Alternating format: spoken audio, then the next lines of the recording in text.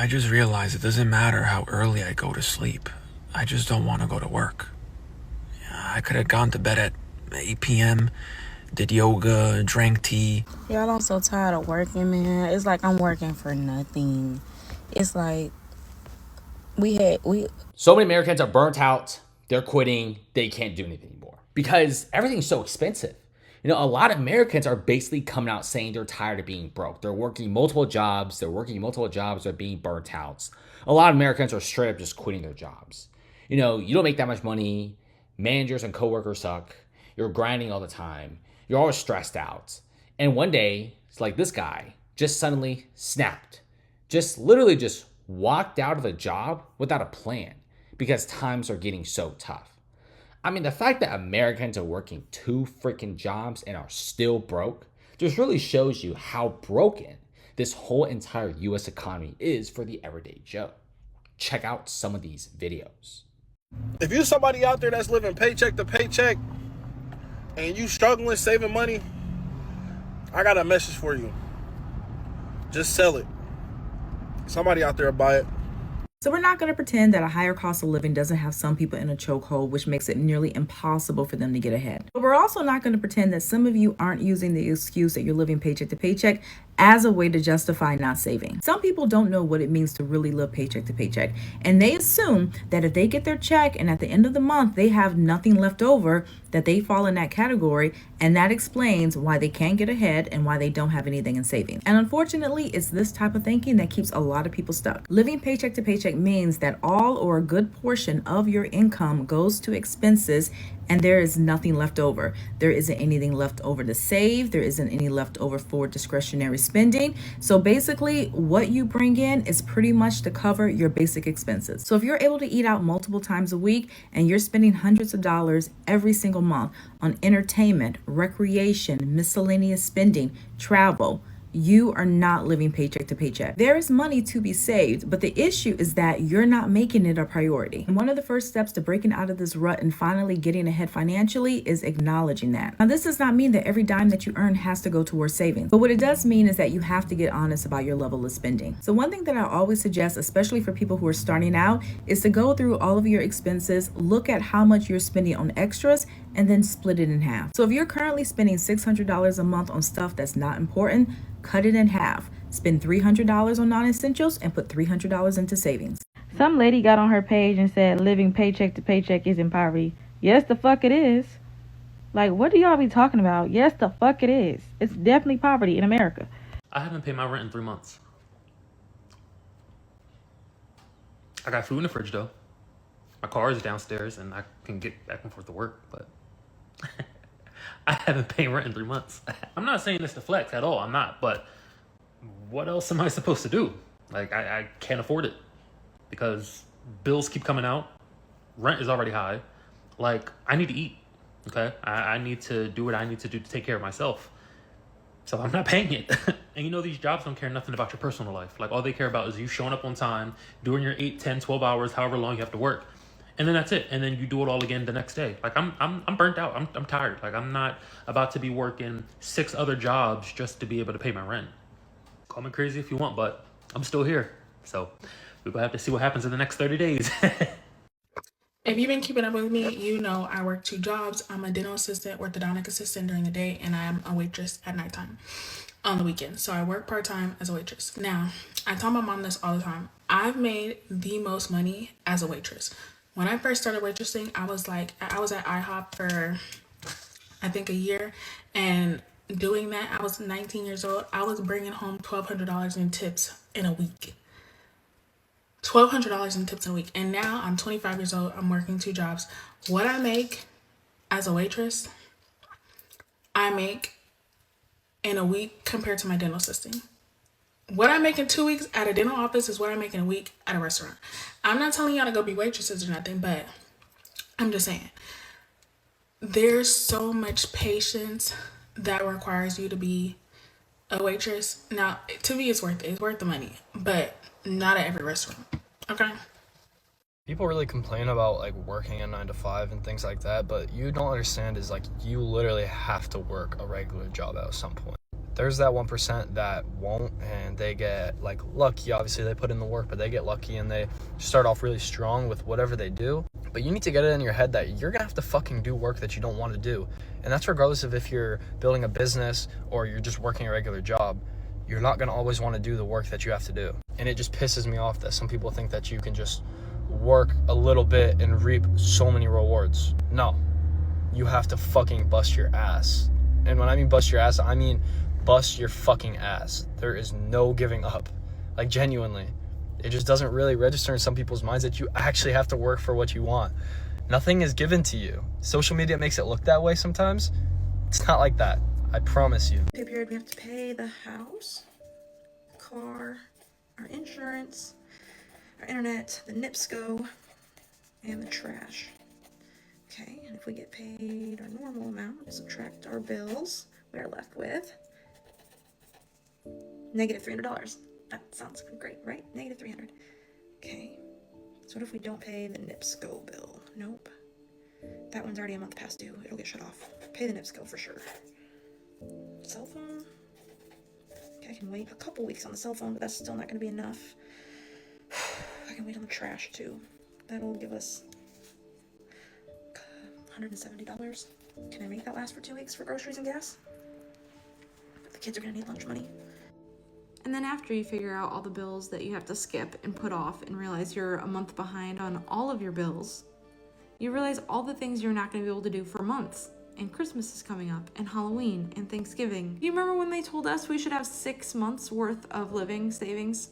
We should have 6 months worth of bills saved up so that if anything happens, you're okay until you get another job.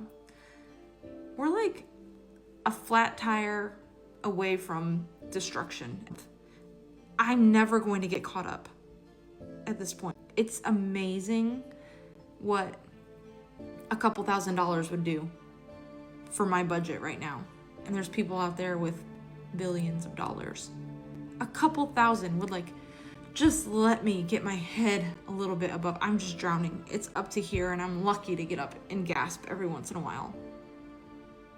And trying not to show your kids how hard it is the worst. I never want my kids to feel it or worry. They're 7 and 10. They don't need to know. We're like a missing paycheck a week from not having a house. Kids don't need to know that. They don't need to know that. So when people say they're living paycheck to paycheck, we're living 3 paychecks ahead to 3 paychecks ahead at this point, because the paycheck I'm about to get is gone and then some. I called my mom to ask for some money the other day. $30. I was like, Mom, do you have $30 I can have? No, we don't even have $30. She's like, I was gonna ask you for some money. I'm over it. I'm tired of surviving. I want to live a little. Just a little. Without feeling guilty. Oh, you could budget better. You could do this. You could do that. With what? With what?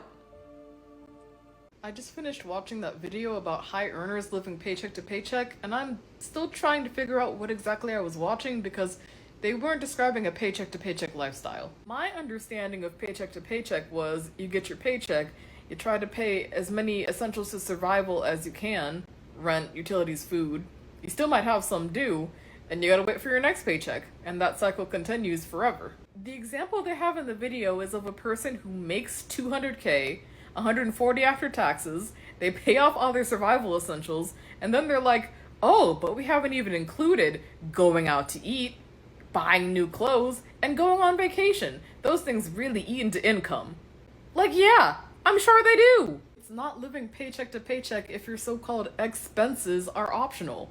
That's just poor budgeting and living above your means to keep up with appearances. I feel like it might have gone over better if they included more realistic elements like raising a family or having medical debt or even student loans. Really surprised they didn't add that in there. But all I got from that was that moderately high earners are relatively irresponsible with their money, and I don't know, maybe that's the reality of it. I have no idea. I don't make that much money. But trying to spin it like, oh, even the rich people are feeling poor was not it.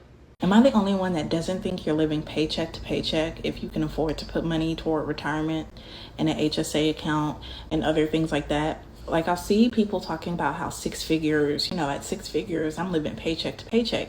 And I thought with like savings accounts and this and that, and I'm like, I thought paycheck to paycheck meant if your paycheck, if you didn't get the next one, you ain't gonna be able to eat. You ain't gonna be able to keep a roof over your head. You ain't gonna be able to whatever. Like, I thought it meant if I don't get that check, I'm destitute. I didn't think it meant like, oh, after I've paid all my bills and contributed to my savings, I don't have a lot of money left to go have fun and do things and whatever. You know what I mean? I don't think that is paycheck to paycheck. I think it's something, right? It's uncomfortable, it's not enough, it's not whatever, but it's not what I think paycheck to paycheck means. I think paycheck to paycheck means you will be destitute if you don't get the next one. Am I wrong? Do you know why the average American family is living paycheck to paycheck? It's not because they're overspending. It's because of health insurance and taxes. If a couple makes $85,000, their employers see their total compensation as $114,000. And do you know why? Because a family of four's employer contribution for their healthcare premium is $20,000. And they sometimes include their half of the payroll, which would be $6,500. And let's say you contribute to your 401k, that'd be $2,550, $114,000. And yet the couple's gross is $85,000. Now the couple has to take out their deductions. Health insurance, almost $7,000. 401k, if you do 6% of the total, $5,100. And then their side of the payroll tax, which is FICA, another $6,500. Federal, only $1,200 because of child tax credits and standard deduction. And then state income tax for a lot of Americans, let's say $1,500. They walk away with $64,000 in their pocket. Total compensation $114, walk away with $64,000, which is 56% of their income. And I understand you have to pay health insurance, you got to do your 401k, that's really smart. You're left with $5,333. Let's say your housing is $2,000 a month with utilities. You have one child in daycare for $1,000, family of four, eating, groceries, $800. Let's say you have one vehicle with insurances and gas, that's $800. Let's say you have $400 of miscellaneous stuff that you need every single month. And then you have $200 for cell phones, is $5,200. You're left with $133 a month when your total compensation as a couple is $114,000, because nearly $43,000 was taken for health insurance and taxes. I'm currently going viral for a video that I posted about how I went from living paycheck to paycheck to now $1 million in profit as an 8-month pregnant woman. I was literally a retail worker making $15 an hour, and I sit on my booty, or most of the time, as y'all see, in this playpen, and I make $3,000 a day.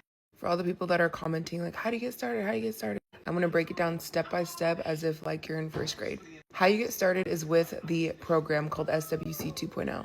It's the same program that's made me $90,000 since January 1st. It's just an educational course that teaches you 24 different income streams.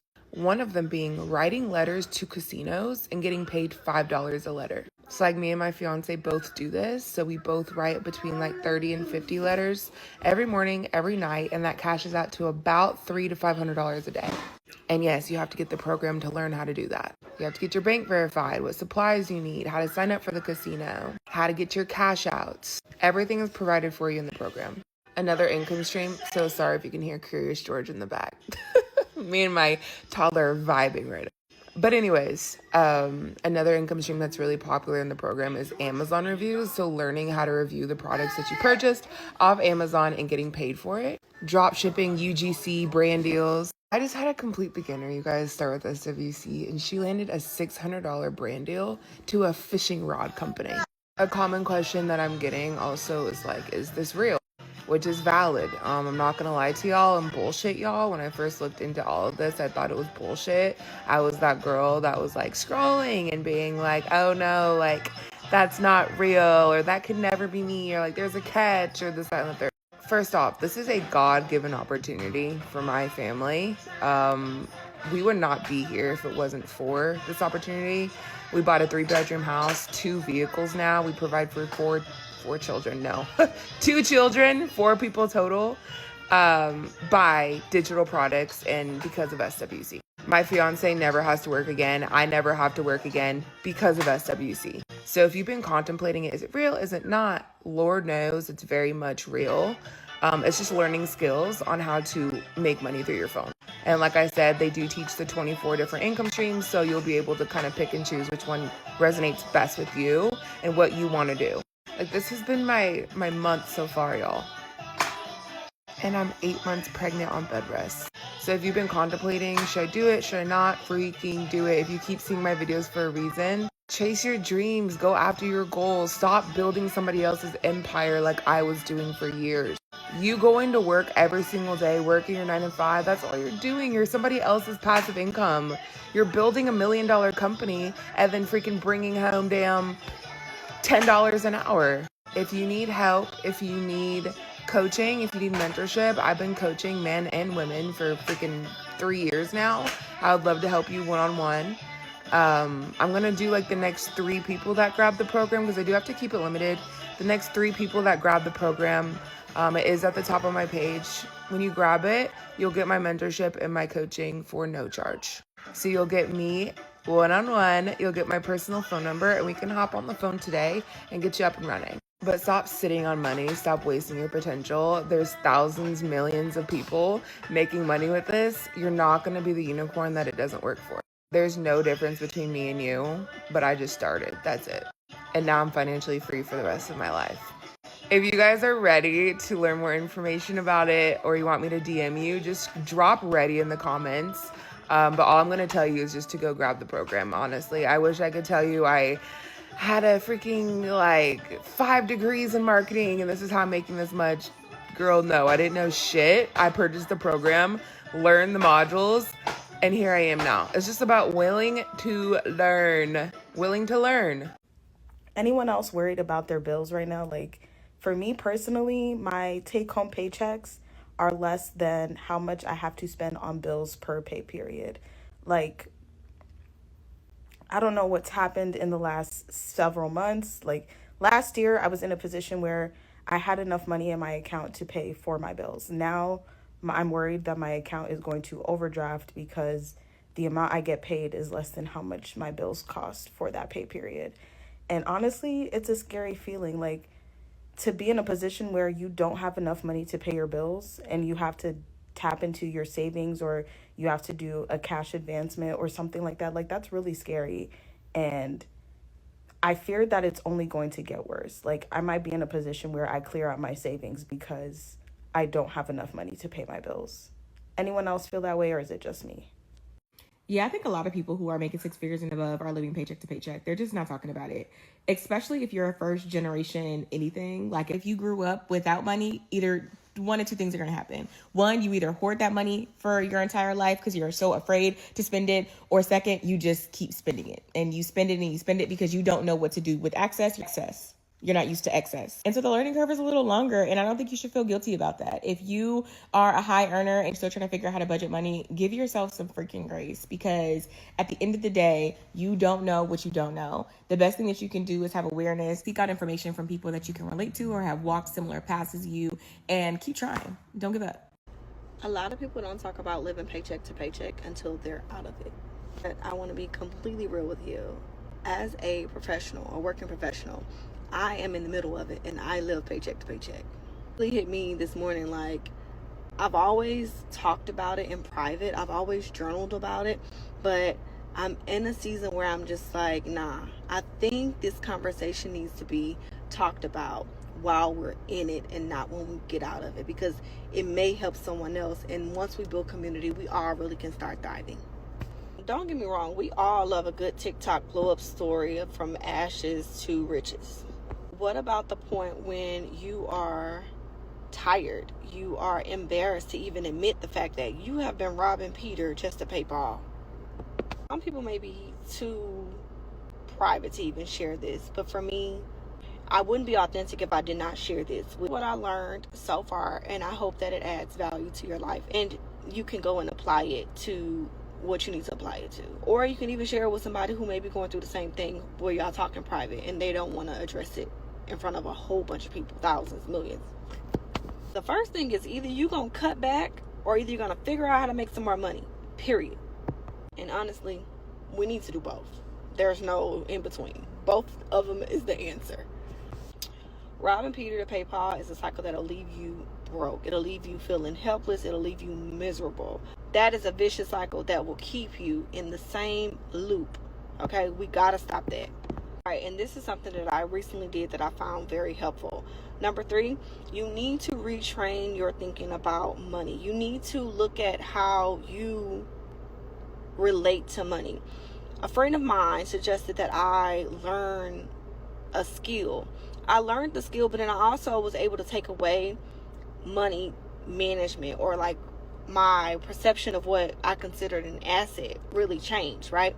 Needs versus wants, but not even just needs versus want, but even if I wanted something, could I get a return on my money spent? Like, is there a value coming from it, right? If I don't see any value coming from it, then honestly, I probably don't need to spend my money on it. 9 times out of 10, not even a probably, I don't need to spend my money on it.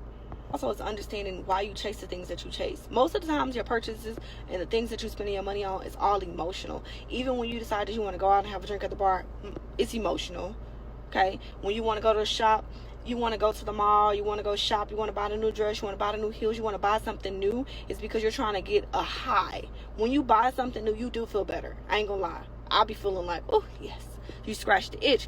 But then after that, you realize, like, fuck, I did not need to buy that. Like, I needed to save that money. I don't care because it was $30. You could save that goddamn $30. Do something else with it. Put it in your savings account. Put it towards the credit card. There's other things you could have did with that $30. I know you're wondering, how do you get out of this? And I absolutely do not have a one-size-fit-all answer for you or for me. If nothing else sticks in this video, it will be that it's going to take some small intentional habits, little by little.